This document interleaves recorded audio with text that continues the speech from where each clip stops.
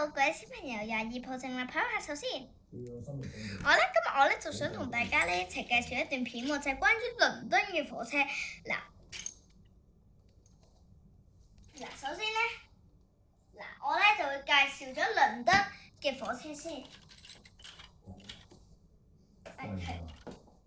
唔好咁快俾你哋睇啲咁嘅。首先攞個倫敦先。你哋唔知其實我睇緊咩嘅，即係大概4歲3歲嘅人睇咗呢啲片就應該唔係太識嘅，但係我識，因為我係一個火車迷嚟嘅，即係我係一個好中意火車，但係我又唔係好似嗰啲人咁早去搭一架火車影火車嗰啲，我就唔係嘅，即係我火車係幾叻嘅。搭火車通常梗係要有人㗎啦，司機叔叔係胡迪啦。好啦，不如我俾你哋睇下真實嘅倫敦火車，因為可能呢啲門啦，呢個就係車頭啦。但係如果我砌得唔細緻都唔緊要嘅。唔該。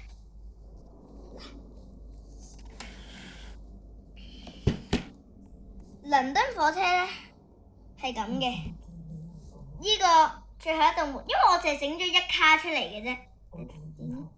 呢棟門就即係代表呢棟門。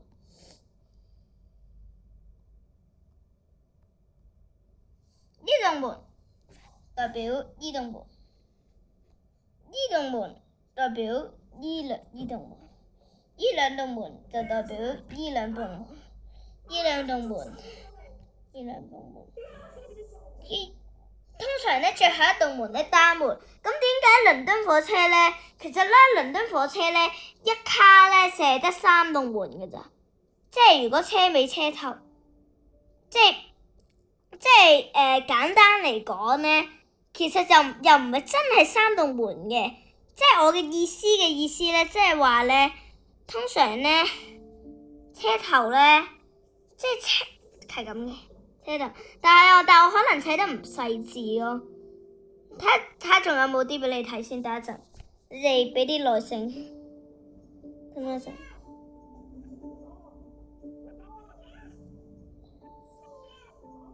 即係睇下有冇啲可以俾你哋。倫敦火車係呢個 logo 嘅，係啦，呢個 logo， 攞埋俾你哋睇先。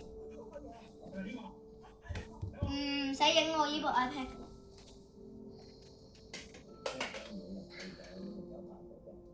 呢個就係個站啦。可能話點解個站咁短嘅？仲有大把。呢個見到啊？呢個 logo 同埋呢個 logo 其實影到兩樣嘢。呢個同埋呢個影到呢兩樣嘢。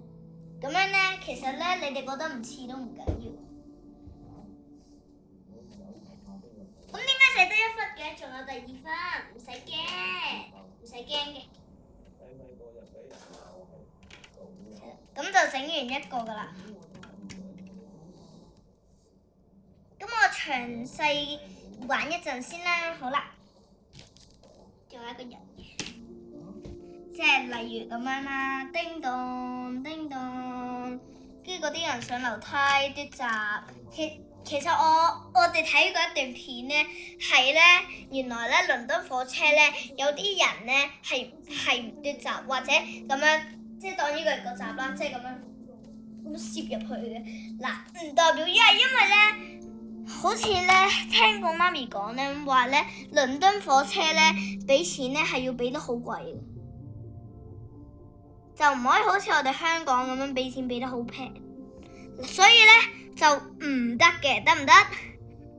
你哋鍾意火車嗰啲你哋好記住佢啦，因為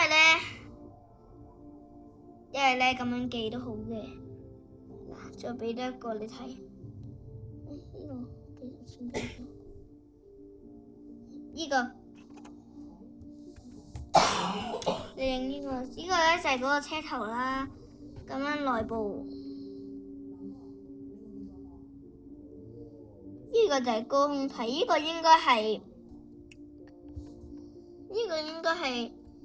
第二個國家嚟。佢哋個站係咁嘅，但係雖然我整得唔係太似啦，因為好難砌㗎。今日我起碼用咗1日嘅時間砌啊！嗰啲人咪撞呢啲閘咯，呢啲閘其實咧原來好簡單撞㗎。呢個就係車身內籠啦，其實幾靚嘅，但係咧睇咧原來咧唔好睇咧，呢啲倫敦嘅火車咧比較靚，其實佢哋係好核突嘅，即係原來咧嗰啲人咧唔止撞閘之外咧，佢哋搭嗰啲倫敦火車，即係倫敦，即係英文倫敦火車啦，London train 啦，佢哋咧坐咧嗰啲 London train 咧，其實咧係會咧係好殘舊㗎。我咧見到有啲火車咧，嗰個車頭係有個 S 字㗎，都唔知點解有個 S 字啦。好啦，咁我哋咧玩一玩，唔好影呢度，影呢度，即係度上嚟推啦，咁樣呢個黃線，通常咧喺香港咧就會咁樣講嘅，請勿超越黃線。呢度就借得3個位啦，但係咧點解3個位咁多人？唔使驚，仲有呢度仲有位噶嘛，睇住，跟住就上啦，叮當，呢度門嚟嘅，叮當叮當，嘟，係咪？不如企喺度咯。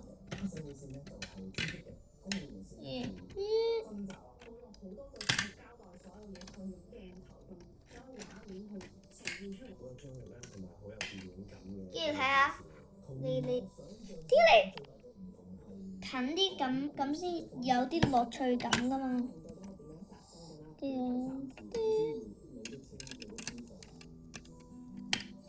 咁上晒車咯，Tilly 都笑啊！上晒車咯，跟住就轟隆轟隆。轟隆轟隆轟隆轟隆，唔係，駕駛應該係喺呢邊駕駛嘅，轟隆轟隆轟隆轟，咁呢個司機應該要調翻轉，唔係，交換位啦。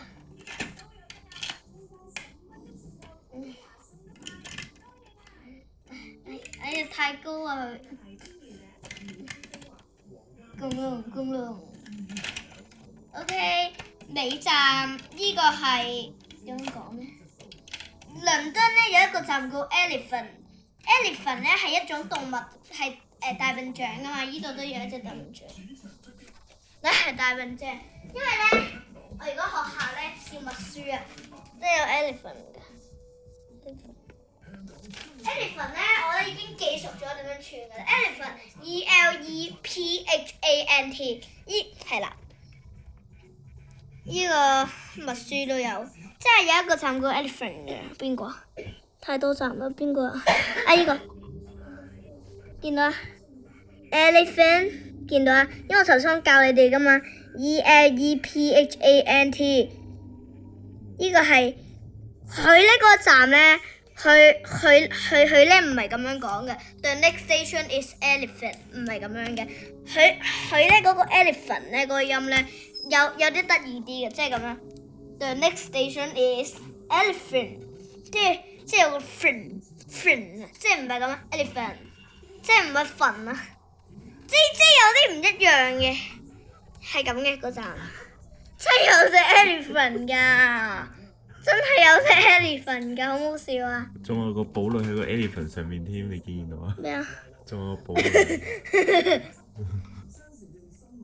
台。咦？唔係台啊！站啦。幾殘舊啊！好殘舊喎！唔好睇嗰啲車好靚，不過俾你睇下佢哋啲靚車。雖然我頭先我都好似俾你哋睇咗，但我可以再俾啲再細緻啲嘅你哋睇。例如啊 ，Kimi 有一站叫 Kimi 站。係啊，好快拍完㗎啦，媽咪。倫敦我真係唔知我砌得幾好，呢個站其實都幾好啊！呢個站咧真係好難砌，因為佢彎噶嘛，即係我呢度要整埋彎咯，但係好難砌。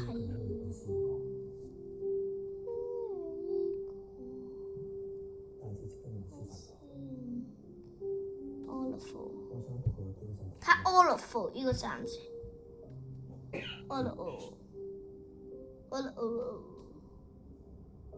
係啊，好啦，跟住咧就落晒車啦。好啦，咁我今日我就講完啦。好啦，今日嘅片就係咁多啦，拜拜。